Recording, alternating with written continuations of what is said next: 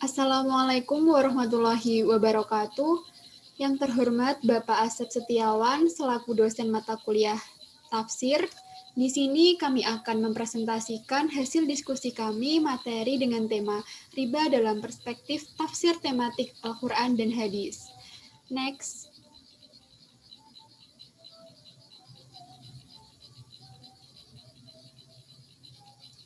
Sebelum memulai presentasi, perkenankan saya untuk memperkenalkan anggota kelompok 10 kelas E Agribisnis, yaitu yang beranggotakan Syarastani Rizky Yoga Ando, Hanifah Nurhayati, Rahman Nur Hakim, Salviana Afrilia, Muhammad Riksa Mukfi Arham, Muhammad Naufal Naban. Next.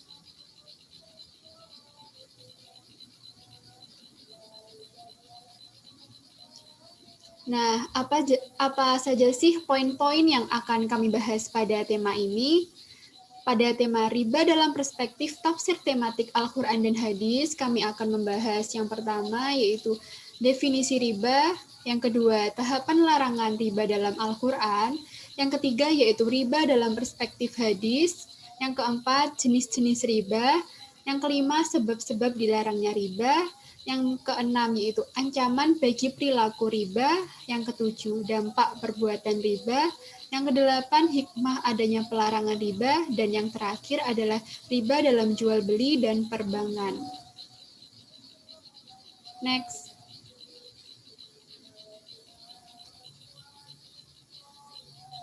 Baik, selanjutnya kami akan memulai menjelaskan yaitu diawali dengan definisi riba. Saudara Rahman dipersilahkan. Terima kasih. Di sini saya akan menjelaskan definisi riba. Riba berasal dari kata bahasa Arab, yaitu dari kata raba, yarbu, dan rabuan. Riba menurut pengertian bahasa berarti tambahan al-ziyadah, berkembang, an-nuwum, meningkat, al-irtifa, membesar, al-ulu. Dengan kata lain, riba adalah penambahan, perkembangan, peningkatan, dan pembesaran atas pinjaman pokok yang diterima pemberi pinjaman dari peminjam sebagai imbalan karena menggunakan atau berpecah dari sebagian modalnya selama periode waktu tertentu.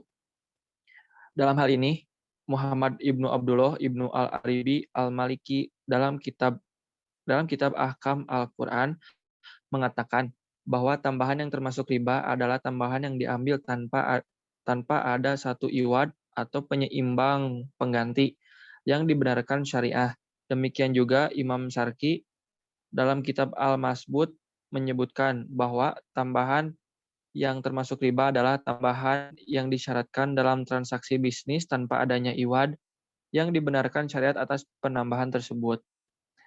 Menurut Sayyid Sabiq dalam kitab Fikih Sunnah, yang dimaksud riba adalah tambahan atas modal baik penambahan itu sedikit atau banyak. Demikian juga menurut Ibnu Hajar Asqalani, riba adalah kelebihan, baik dalam bentuk barang maupun uang.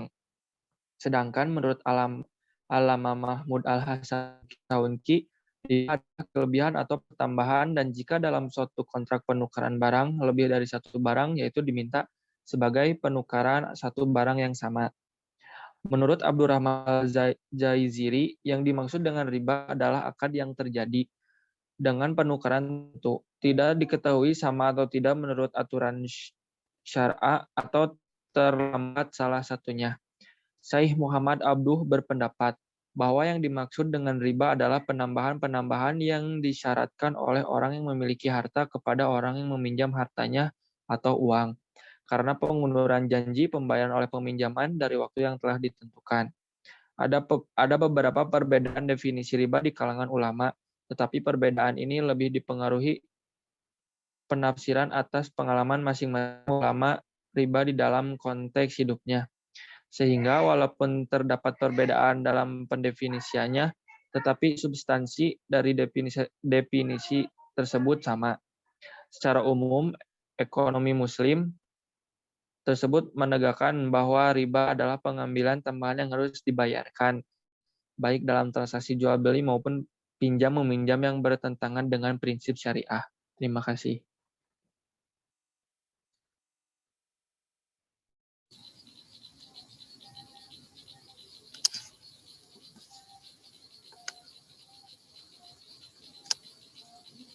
Baik, Saudara Arham dipersilahkan untuk menjelaskan tentang tahapan larangan riba dalam Al-Quran. Tahapan larangan riba ada 4. Yang pertama dalam surat Rum ayat 39 yang berbunyi A'udzubillahi minasyaitonirrajim. Bismillahirrahmanirrahim. Wama ataitum mir riba liyarbu fi amwalin nas fala yarbu 'indallah. Wama ataitum min zakatin turiduna wajhallahi ulaika humul mud'ifun. Yang artinya, dan sesuatu riba tambahan yang kamu berikan agar bertambah pada harta manusia, maka riba itu tidak menambah dari sisi Allah. Dan apa yang kamu beri berupa zakat yang kamu maksudkan untuk mencapai keridhaan Allah, maka yang berbuat demikianlah orang-orang yang melipat gandakan pahalanya. Ayat tersebut turun ketika Nabi berada di Makkah tentang riba yang tidak akan memberikan tambahan pada harta, dan itu berbeda dengan zakat ataupun sedekah yang akan menambahkan keberkahan pada harta. Sama halnya dijelaskan oleh Mujahid Ibnu Syarif menegaskan bahwa ayat tersebut merupakan bagian dari ayat-ayat Makkiyah. Sebagaimana lazim diketahui, pada umumnya ayat-ayat Makkiyah lebih dominan berbicara mengenai masalah-masalah adah. Pembahasan mengenai riba dalam ayat 39 surat Ar-Rum yang termasuk kategori ayat-ayat Makkiyah itu menyimpan indikasi mengenai betapa urgen masalah riba ini. Secara eksplisit, ayat tersebut menyatakan bahwa riba tidak berimplikasi pada peroleh pahala. Berbeda dengan zakat yang ditunaikan semata-mata untuk menggapai ridho Allah, pasti pelakunya akan mendapat pahala yang berlipat ganda dari Allah SWT. Tahap yang kedua, yaitu surat Nisa ayat 160 dan 161, yang berbunyi, فَبِظُلْمٍ مِّنَ الَّذِينَ هَادُوا حَرَّمْنَا عَلَيْهِمْ طَيِّبَاتٍ أُحِلَّتْ لَهُمْ وَصَدِّهِمْ عَن سَبِيلِ اللَّهِ كَثِيرًا وَأَخْذِهِمُ الرِّبَا وَقَدْ نُهُوا عَنْهُ وَأَكْلِهِمْ أَمْوَالَ النَّاسِ بِالْبَاطِلِ وَأَعْتَدْنَا لِلْكَافِرِينَ مِنْهُمْ عَذَابًا أَلِيمًا. Yang artinya, maka disebabkan kezaliman orang-orang Yahudi, kami haramkan atas memakan yang baik-baik yang dihalalkan bagi mereka. Dan karena mereka banyak menghalangi manusia dari jalan Allah, dan disebabkan mereka makan riba, padahal sesungguhnya Allah telah melarang daripadanya. Karena mereka memakan harta benda orang dengan jalan yang batil, kami telah menyediakan untuk orang-orang yang kafir di antara mereka itu siksa yang sangat pedih. Dalam ayat ini, Allah menceritakan balasan siksa bagi kaum Yahudi yang melakukannya. Ayat ini juga menggambarkan bahwa Allah lebih tegas lagi tentang riba melalui riwayat orang Yahudi. Walaupun tidak terus terang menyatakan larangan bagi orang Islam, tetapi ayat ini telah membangkitkan perhatian dan kesiapan untuk pelarangan riba. Ayat ini menegaskan bahwa pelarangan riba sudah pernah terdapat dalam agama Yahudi. Tahapan yang ketiga, yaitu dalam surat Ali Imran ayat 130 yang berbunyi, Ya ayyuhalladzina amanu la ta'kulur riba ad'afan mudha'afah wattaqullaha la'allakum tuflihun. Yang artinya, hai orang-orang beriman, janganlah kamu memakan riba dengan berlipat ganda dan bertakwalah kamu kepada Allah supaya kamu mendapat keberuntungan. Secara umum, ayat ini harus dipahami bahwa berlipat ganda bukanlah syarat dari terjadinya riba, namun merupakan praktek pembangunan pada masa itu. Dan materi ayat di atas adalah tentang kepastiannya riba. Ketercelaan riba yang di dalamnya terdapat kezaliman sehingga dapat menyebabkan utang semakin menumpuk dan akhirnya orang berhutang tidak dapat melunasinya. Tahapan yang keempat, yaitu dalam surat Al-Baqarah ayat 278 sampai 279 yang berbunyi, Ya ayyuhalladzina amanu taqullaha wa dharu ma baqiya minar riba in kuntum mu'minin. Wa illam taf'alu fadanu biharbin minallahi wa rasulih. Wa in tubtum falakum ru'usu amwalikum la tadhlimuna wa la tudlamun. Yang artinya, hai orang-orang yang beriman, bertakwa kepada Allah dan tinggalkan sisa riba yang belum dipungut jika kamu orang-orang yang beriman. Maka jika kamu tidak meninggalkan riba itu, maka ketahuilah bahwa Allah dan Rasul-Nya akan memerangimu. Dan jika kamu bertaubat dari pengambilan riba, maka bagimu pokok hartamu. Kamu tidak menganiaya dan tidak pula dianiaya.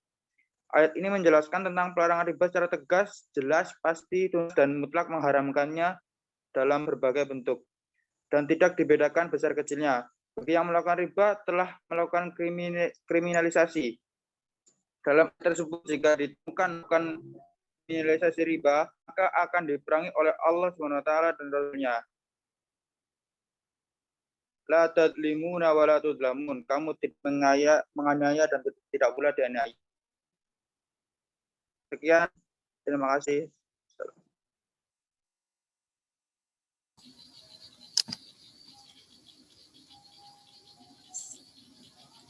Baik, selanjutnya Saudara Hanifah dipersilahkan untuk menjelaskan tentang riba dalam perspektif hadis.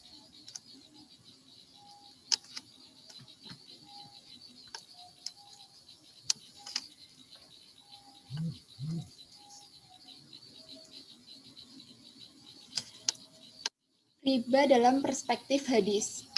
Nabi Muhammad SAW telah menegaskan dengan bahasa yang keras dan tegas, memperingatkan umat manusia dan juga umat Islam tentang bagaimana itu riba.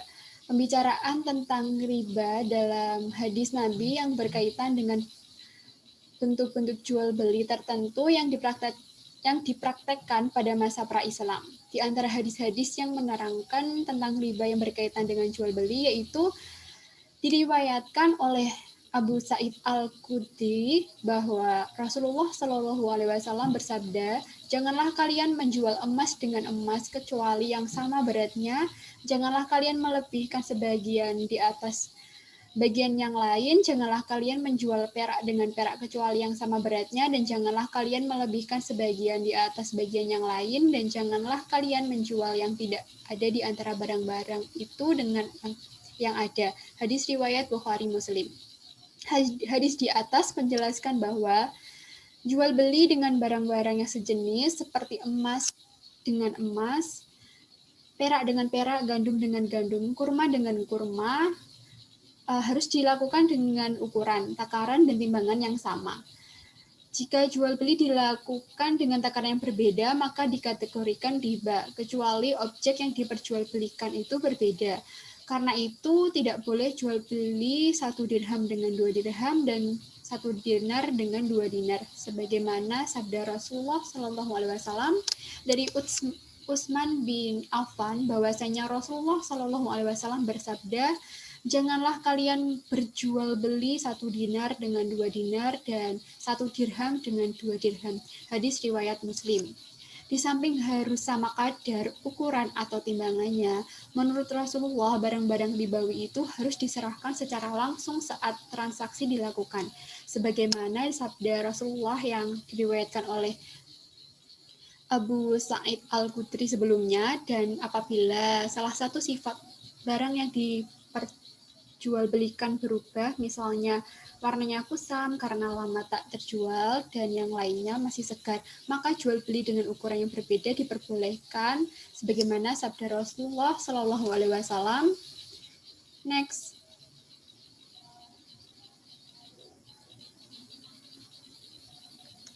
Dari Abu Hurairah berkata, Rasulullah SAW bersabda, "Jual beli kurma dengan kurma, biji gandum dengan biji gandum, tepung dengan tepung, garam dengan garam harus sama dan langsung serah terima. Barang siapa yang menambah dan meminta tambahan, maka ia melakukan riba kecuali yang warnanya berbeda." Hadis riwayat Muslim. Rasulullah mengutuk dan menganggap sebagai orang tidak waras kepada orang-orang yang terlibat dalam riba, baik melalui utang piutang, jual beli yang bermaksud agar hartanya bisa bertambah.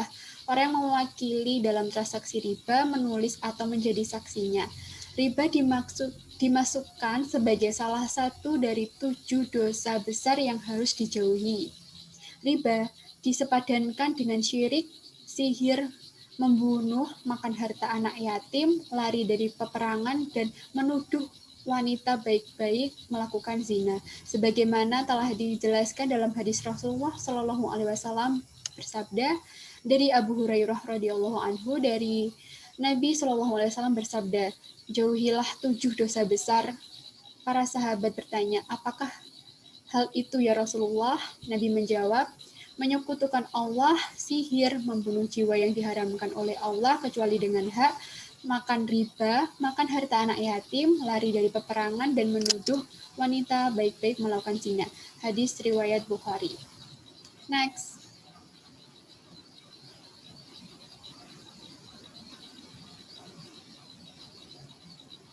Nah, sekarang pada jenis-jenis riba. Riba dibagi menjadi 4, yaitu ribayat, riba khardi, riba fadl, dan riba nasi'ah. Next. Riba nasi'ah adalah riba yang diperoleh dari tambahan yang disyariatkan oleh orang yang mengutangi dari orang yang berhutang sebagai imbalan atas penangguhan penundaan pembayaran utangnya.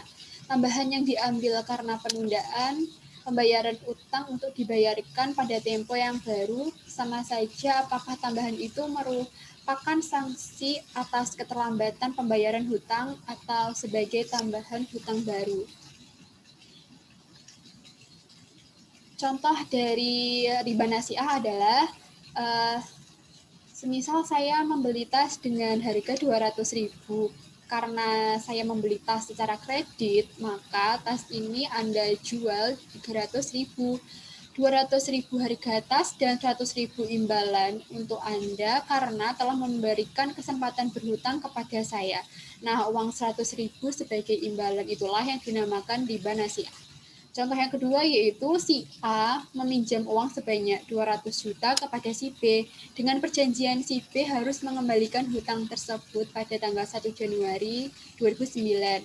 Dan jika si B menunda pembayaran hutangnya dari waktu yang telah ditentukan, yaitu 1 Januari 2009, maka si B wajib membayar tambahan atas keterlambatannya.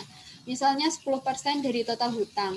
Tambahan pembayaran di sini bisa saja sebagai bentuk sanksi atas keterlambatan si B dalam melunasi hutangnya atau sebagai tambahan hutang baru karena pemberian tenggang waktu baru oleh si A kepada si B. Tambahan inilah yang disebut dengan riba nasi'ah. Yang kedua yaitu riba fadl. Riba fadl adalah riba yang diambil dari kelebihan pertukaran barang yang sejenis yang barangnya sama tetapi jumlahnya berbeda. Dalil pelarangannya terdapat dalam hadis yang sudah saya jelaskan sebelumnya, yaitu janganlah kalian menjual emas dengan emas kecuali yang sama beratnya, janganlah kalian menjual perak dengan perak kecuali yang sama beratnya, dan janganlah kalian melebihkan sebagian di atas bagian yang lain. Contoh dari riba fadl ini yaitu 1 gram emas ditukar dengan 1/4 gram emas. 1 kilo beras ditukar dengan beras yang takarannya kurang dari 1 kilo. Menukar uang sebesar 20.000 dengan pecahan Rp1.000, namun hanya ada 18 lembar. Intinya, apa saja yang ditukar dengan barang sejenis, namun takaran dan ukurannya tidak seimbang, itulah yang dinamakan dengan riba fadl. Yang ketiga yaitu ribayat. Ribayat adalah jual beli yang dilakukan seseorang sebelum menerima barang yang dibelinya dari si penjual dan tidak boleh menjualnya lagi kepada siapapun, sebab barang yang dibeli belum diterima dan masih dalam ikatan jual beli yang pertama. Dengan kata lain, kedua belah pihak yang melakukan pertukaran uang atau barang telah berpisah dari tempat akad sebelum diadakan serah terima. Contoh dari ribayat yaitu yang pertama ada penjual mobil yang menawarkan barang 90 juta jika langsung dibayar tunai, namun jika dicicil 95 juta. Kemudian penjual dan pembeli tidak menegaskan berapa yang harus dibayarkan hingga akhir transaksi. Nah, yang contoh yang kedua yaitu seseorang membeli 1 kuintal beras, setelah dibayar si penjual langsung bagi sedangkan berasnya dalam karung belum ditimbang apakah cukup atau tidak. Yang ketiga yaitu ketika Anda membeli paket internet 30 GB tanpa dicek isi kuota benar 30 GB atau tidak, Anda langsung membayar kemudian pergi. Sesampai di rumah ternyata isinya hanya 20 GB. Maka si penjual paket internet ini menanggung dosa riba alias. Riba yang keempat yaitu riba khardi. Riba khardi adalah meminjam uang kepada seseorang dengan syarat ada kelebihan atau keuntungan yang harus diberikan oleh peminjam kepada pemberi pinjaman. Riba khardi ini dilarang di dalam Islam berdasarkan hadis dari Abu Burdah bin Musa. Imam Bukhari meriwayatkan sebuah hadis dari Abu Burdah bin Musa yang berkata, suatu ketika aku mengunjungi Madinah, lalu aku berjumpa dengan Abdullah bin Salam. Lantas orang ini berkata kepadaku, sesungguhnya engkau berada di suatu tempat yang di sana praktek riba telah merajalela.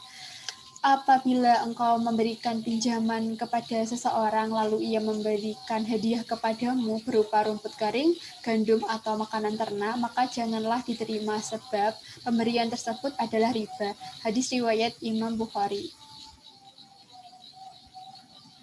Hadis tersebut menunjukkan bahwa peminjam tidak boleh memberikan hadiah kepada pemberi pinjaman dalam bentuk apapun, lebih-lebih lagi jika si peminjam menetapkan adanya tambahan atas pinjamannya.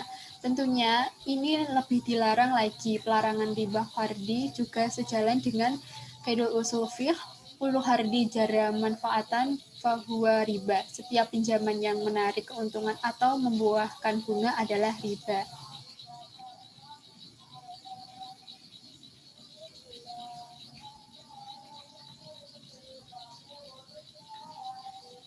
Selanjutnya,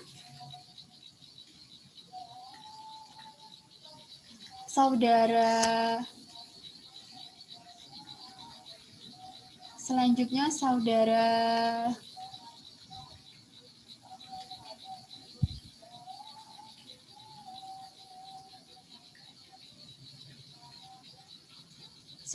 Saudara Rahman dipersilahkan untuk menjelaskan sebab-sebab dilarangnya riba.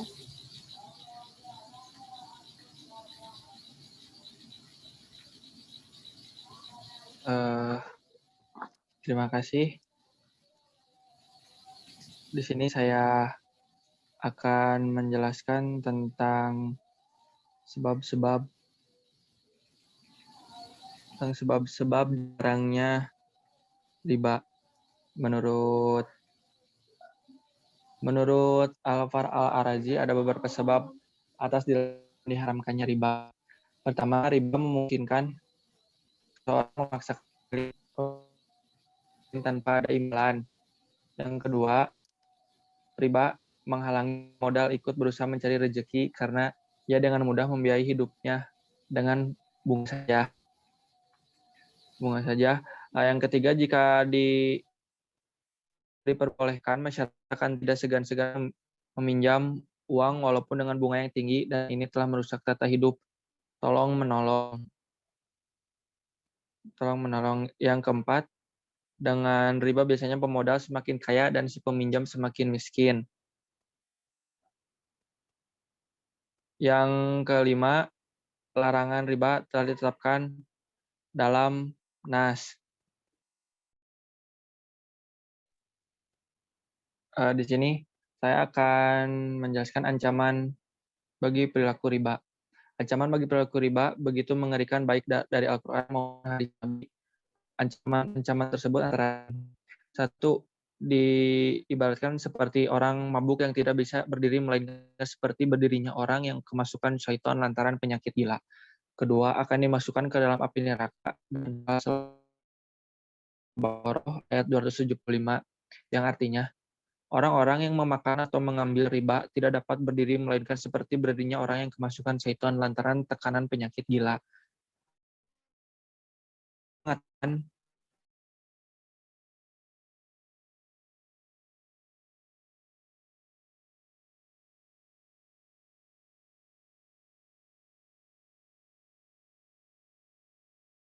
wa ta'ala, kemudian ia berhenti dari memakan riba, maka baginya apa yang telah diambilnya dahulu dan urusannya tersebut kepada Allah.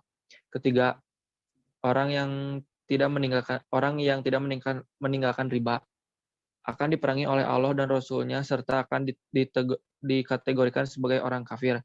Quran Surat Al-Baqarah ayat 278 sampai 279. Hai orang-orang yang beriman, bertakwalah kepada Allah dan tinggalkan sisa riba atau yang belum dipungut. Jika kamu orang-orang yang beriman, maka jika kamu tidak mengerjakan atau meninggalkan sisa riba, maka ketahuilah bahwa Allah dan Rasul-Nya akan memerangimu. Dan jika kamu bertobat dari pengambilan riba, maka bagimu pokok hartamu kamu tidak menganiaya dan tidak pula dianiaya. 4. Mendapatkan laknat Rasulullah SAW. Dalam sebuah hadis Rasulullah SAW bersabda, Jabir radhiyallahu anhu, beliau berkata bahwa Rasulullah SAW melaknat pemakan riba yang memberikannya, pencatatnya dan saksi-saksinya. Rasulullah SAW mengatakan mereka itu sama. Hadis riwayat Muslim. Yang kelima, halal bagi Allah untuk memberikan azabnya. Rasulullah SAW berkata dari Abdullah bin Mas'ud radhiyallahu anhu dari Rasulullah SAW berkata, tidaklah suatu kaum menampakkan riba dan zina, melainkan mereka menghalalkan terhadap diri mereka sendiri azab dari Allah Subhanahu wa taala. Yang keenam, memakan harta riba lebih berat dosanya dibandingkan dengan 36 kali perbuatan zina. Yang ketujuh, riba memiliki tingkatan adalah seperti seorang laki bukan sendiri. Saya kembalikan kepada Hanifah. Selanjutnya, kepada Saudara Naban dipersilahkan untuk menjelaskan tentang dampak perbuatan dari riba. Ya, dampak perbuatan dari riba. Seorang pakar hukum Islam, Wahabah Al-Zuhli, secara singkat dan jelas menyikapi background atau latar belakang keharaman riba. Menurut agama Islam adalah agama yang menyukai kesungguhan atau sungguh-sungguh dalam kerja keras, mendorong bersedekah dan memberi pinjaman dengan baik, melarang mempersulit keperluan orang lemah, melarang berbuat sesuatu yang dapat membawa kepada permusuhan, kebencian, pertengkaran, melarang dengki, serakah, dan rakus, mengharuskan mengambil harta dengan jalan halal. Berangkat dari prinsip-prinsip yang luhur inilah, menurut Wahabah Al-Zuhli, Allah mengharamkan praktik riba karena praktik riba akan melahirkan beberapa kerugian. Yang pertama, riba akan mencetak manusia yang tidak mau berusaha dan bekerja keras, seperti berdagang, berindustri, bertani, dan pekerjaan lainnya yang dituntut oleh perkembangan zaman seperti kedokteran, arsitek, farmasi, advokat, dan lain-lain. Riba akan mendorong si pempraktik riba untuk memeras darah sekelompok orang yang mau berusaha dan bekerja keras. Yang kedua, ada riba adalah usaha cuma-cuma, padahal syarat mengharamkan atau mengambil harta secara ania dan tanpa haknya serta melarang orang kuat mempersulit orang lemah. Yang ketiga, ada riba menanamkan kedengkian ke dalam hati orang-orang fakir atas orang-orang kaya, melahirkan permusuhan dan kebencian, dan membangkitkan atau menyulut percekkokan dan perselisihan di antara manusia ini. Hal ini riba akan menghilangkan sifat kasih sayang dan tolong-menolong dan membuat manusia menjadi hambanya harta. Si pempraktik riba seolah-olah seekor serigala yang akan merampas dan merampas yang terdapat di dalam sakunya manusia dan penampilan yang tenang, penuh tipuan yang jahat dan tidak diketahui debitor. Yang keempat, riba akan merekatkan jalinan silaturahmi manusia, menghapus kebaikan di antara mereka dengan jalan qirot atau pinjam-meminjam yang baik, dan akan merampas harta si fakir dan orang yang sedang dalam keperluan mendesak. Yang kelima, riba akan melahirkan perselisihan di antara mereka, Selain akan memonopoli perekonomian masyarakat, dampak negatifnya adalah lahirnya kehancuran, kefakiran, kerugian harta. Yang selanjutnya ada dampak bagi perekonomian. Yang pertama, menjalin hubungan antara penanaman modal dengan berbagai elemen produk atas dasar keegoan dan permusuhan, bukan berdasarkan saling membantu. Oleh karena itu, manakala kebutuhan terhadap modal melemah, seraya para penanam modal membagikan secara meluas, lalu menurunkan persentase bunga. Adapun jika kebutuhan terhadap modal semakin menguat, mereka sangat kikir lalu menaikkan persentase bunga riba. Yang kedua, pada dasarnya produktivitas harus didasari oleh dua unsur, yaitu aktivitas kerja dan harta. Aktivitas kerja adalah sebagai dasar pertama sebab dan berjalan harta didapatkan. Ini berarti kerugian yang terjadi harus ditanggung oleh kedua belah unsur, yakni pekerja dan penanam modal. Sebab jika keduanya berhak terhadap keuntungan, maka secara naluri yang sehat keduanya wajib menanggung kerugian. Namun aturan main ini telah diruntuhkan oleh sistem bunga riba. Yang ketiga adalah bunga riba akan menyebabkan terarah atau tertumpuknya sumber kekayaan pada satu pihak. Tentunya mereka adalah para penanam modal, sebab merekalah yang akan selalu untung. Inilah salah satu proses terbentuknya golongan borjuis yang mengakibatkan kepada perbedaan level sehingga kelompok borjuis tadi menjadi berkuasa. Yang keempat, produk-produk akan harga yang ditanggung oleh masyarakat. Kenaikan tersebut diakibatkan ganti rugi dari bunga yang dibayar kepada penanam modal dengan sistem bunga.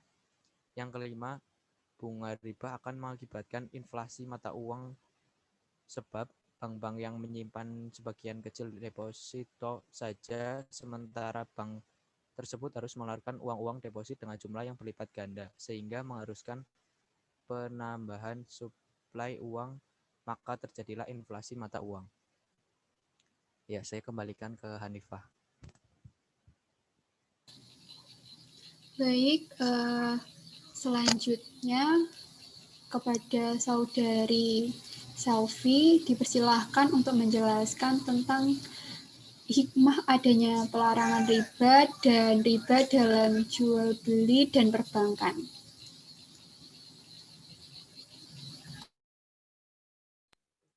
Terima kasih. Saya akan menjelaskan tentang hikmah dari pelarangan riba. Hikmah dari diharamkannya riba, selain hikmah untuk menguji keimanan seseorang hamba, ada juga hikmah yang lain, yaitu sebagai berikut. Yang pertama, melindungi harta orang muslim agar tidak dimakan dengan batil. Yang kedua, memotivasi orang Islam untuk menginvestasikan hartanya pada usaha-usahanya yang bersih dari penipuan. Yang ketiga, menutup seluruh pintu bagi orang muslim yang membawa pada memusuhi dan menyusahkan saudaranya, serta membuat benci dan marah kepada saudaranya. Yang keempat, menjauhkan orang muslim dari sesuatu yang menyebabkan kebinasaannya. Karena pemakan riba adalah orang-orang yang zalim dan akibat dari kezaliman adalah kesusahan. Yang terakhir ialah membuka pintu-pintu kebaikan di depan orang muslim agar ia menjadi bekal dan akhiratnya.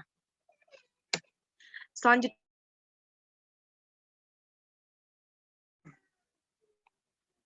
di lembaga keuangan sekarang, sebut aja bank, banyak terjadi praktik ribawi.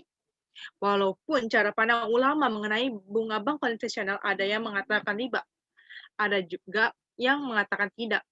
Hal itu pun terjadi pada bank syariah yang notabene adalah lembaga syariah, di mana dalam prakteknya masih jauh dari kata syariah. Bahkan syariah jadikan bumbu untuk menutupi praktek ribawi. Hal tersebut karena perbankan syariah di Indonesia saat ini masih berlandaskan pada dasar, bukan berlandaskan ideologi. Praktek tersebut tidak saja dilakukan oleh lembaga, bahkan orang per orang melakukan pinjaman secara pribadi dengan dasar untuk memperoleh keuntungan berupa tambahan pinjaman. Misalnya, saat menjelang Lebaran, ada beberapa orang melakukan usaha tukar uang baru dengan uang lama. Tetapi jumlah yang ditukar nilai berbeda. dan lain-lain. Dari praktek-praktek riba tersebut, Allah dan Rasul melaknat siapapun yang ikut dalam praktek tersebut tanpa kecuali. Sehingga kita perlu waspada di dalam melakukan kegiatan ekonomi sehari-hari. Sebagian rinci atau garis besar konteks hadis pelarangan dan pelaksanaan riba yang terjadi sehari-hari di masyarakat adalah sebagai berikut. Yang pertama, perbankan. Sebagaimana yang kita ketahui, bahwa basis pendekatan atau sistem yang digunakan dalam praktik khususnya perbankan konvensional menggunakan pendekatan berbasis bunga, baik dari aspek penghimpunan maupun penyaluran dananya dari dan untuk masyarakat, di mana pihak nasabah sebagai peminjam dana bank serta pihak bank bertindak selaku pemberi pinjaman dana tersebut. Atas dasar pinjaman dana tersebut, nasabah akan dikenakan bunga dalam persentase tertentu atas pinjaman pokok sebagai kompensasi atau imbalan dari pertangguhan waktu atas pembayaran hutang atau pinjaman nasabah tersebut, di mana pihak bank tidak memperdulikan hasil usaha nasabahnya. Apakah usaha nasabah tersebut berhasil atau berkembang sehingga memperoleh keuntungan atau kegagalan sehingga mengalami kebangkrutan. Jika dari aspek pembiayaan demikian, tidak berbeda pula dalam hal penghimpunan dana. Sebut saja produk tabungan. Pada saat menabung, nasabah dijanjikan terlebih dahulu akan memperoleh bunga yang pasti. Berbeda dengan sistem yang ada pada bank syariah, di mana bank syariah tidak menjadikan keuntungan tetap, melainkan hanya nisbah bagi hasil keuntungan bukan dari pokok uangnya. Sehingga keuntungan kedua belah pihak tergantung ke hasil usahanya. Meskipun demikian, ada pula bank syariah yang secara struktur menggunakan sistem bagi hasil. Tapi kenyataannya, secara kultur atau pelaksanaan juga sama bank konvensional, hanya beda namanya saja. Karena sesungguhnya sampai saat ini kami melihat bahwa bank syariah baru dibangun dari sistem pasar, bukan ideologi. Sehingga transaksi perbankan yang dilakukan masyarakat setiap hari sangat rentan terlibat praktik riba yang dilarang dan dilakukan oleh Allah dan Rasulullah. Selanjutnya ialah jual beli secara kredit. Jual beli secara kredit sebenarnya diperbolehkan, hanya saja saat ini berkembang adalah jual beli kredit dengan sistem bunga. Apalagi jika sifat dari kredit itu dengan sistem bunga yang berfluktuatif menjadi ketidakjelasan, sehingga harga dari jual dan harga dari belinya menjadi tidak jelas. Sementara dalam syariah Islam sebenarnya jual beli harus ada kepastian antara penjual dan pembeli terkait dengan harga salah satunya. Serta tidak diperbolehkan akan adanya perubahan yang tidak pasti barang maupun harga yang diperjualbelikan tersebut. Secara konseptual, sesungguhnya transaksi-transaksi yang mengandung unsur ribawi di tengah-tengah kehidupan kita banyak lagi. Intinya adalah kita harus waspada dan menghindari diri sejauh-jauhnya dari muamalah seperti itu, agar laknat Allah dan Rasul tidak menimpa kita sebagai individu maupun masyarakat, sehingga terhindar dari azab Allah SWT. Sekian dari penjelasan saya. Saya kembalikan kepada moderator.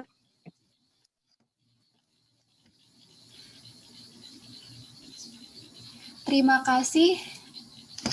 Sekian presentasi kami dengan tema riba dalam perspektif tafsir tematik Al-Quran dan Hadis. Semoga apa yang kami sampaikan dapat bermanfaat bagi kita semua. Jika ada kekurangan, mohon dimaafkan karena kesempurnaan sungguh hanyalah milik Allah Subhanahu wa Ta'ala. Wassalamualaikum warahmatullahi wabarakatuh. Waalaikumsalam warahmatullahi wabarakatuh.